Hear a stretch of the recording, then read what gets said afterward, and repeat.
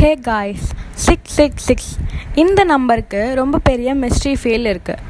இது சிம்பிள் நம்பரே கிடையாது. ஹிஸ்ட்ரியில் போய் பார்த்தா இது ஃபஸ்ட்டாக மென்ஷன் ஆகிறது புக் ஆஃப் ரெவலேஷன் அப்படிங்கிறதுல. அங்கே நம்பர் ஆஃப் த பீஸ்ட்னு சொல்கிறாங்க. அதாவது ஒரு ஈவில் பவரோட சிம்பிள்னு இது அர்த்தம். ஆனால் இது ஃபுல்லாக டெவில் நம்பர்னு நினைக்கிறது கொஞ்சம் எக்ஸாஜரேஷன் தான் சொல்கிற ரிசர்ச்சும் இருக்காங்க.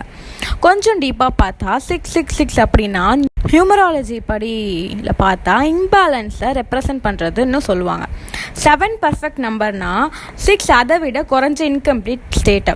அப்போது 666 ட்ரிபிள் இம்பர்ஃபெக்ஷனோட ஸ்டேட்டை குறிக்குது.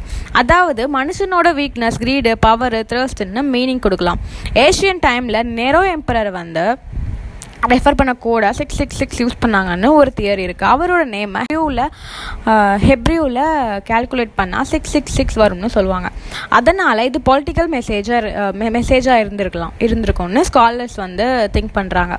இன்றைக்கும் சினிமா, மியூசிக், இன்டர்நெட்டில் 666 ரொம்ப யூஸ் பண்ணுறாங்க. ஹாரர் ஃபீல் க்ரியேட் பண்ண, கான்ஸ்பிரசி தியரிஸ் பில்ட் பண்ண.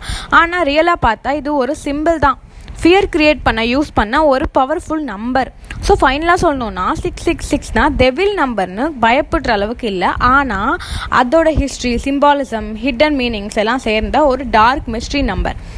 இதை கரெக்டாக புரிஞ்சுக்கிட்டால் பயம் விட க்யூரியாசிட்டி தான் அதிகமாக வரும்.